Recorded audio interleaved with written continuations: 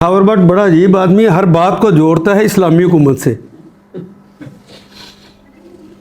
بدبختوں کی حکومت نے دینی مراکز الگ بنا دیے اور دنیاوی علوم کے لیے الگ بنا دیے۔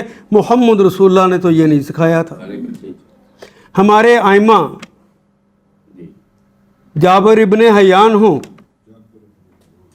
یا کوئی بھی راضی ہو، وہ سارے کے سارے ایک ہی مدرسے سے نکلتے تھے۔ لوگ فزکس بھی پڑھتے تھے، کیمسٹری بھی پڑھتے تھے، بایو بھی پڑھتے تھے، علم حیت بھی پڑھتے تھے، ستاروں کا علوم بھی پڑھتے تھے، زمین کا فاصلہ ماپنا بھی انہوں نے آ گیا تھا، قرآن بھی پڑھتے تھے، حدیث بھی پڑھتے تھے، فقہ بھی پڑھتے تھے، تاریخ بھی پڑھتے تھے، انصاف بھی پڑھتے تھے۔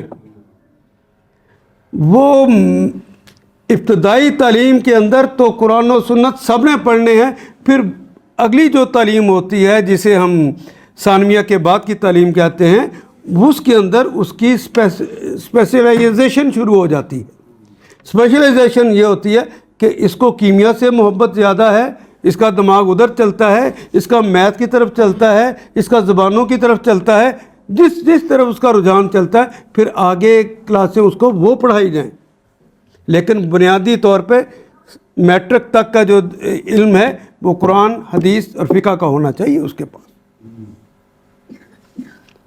اور یہ جو طریقہ تھا ہمارے بر صغیر میں اس وقت تک جاری رہا جب تک پاکستان بن نہیں گیا۔ مغلیہ دور میں بھی یہی طریقہ تھا،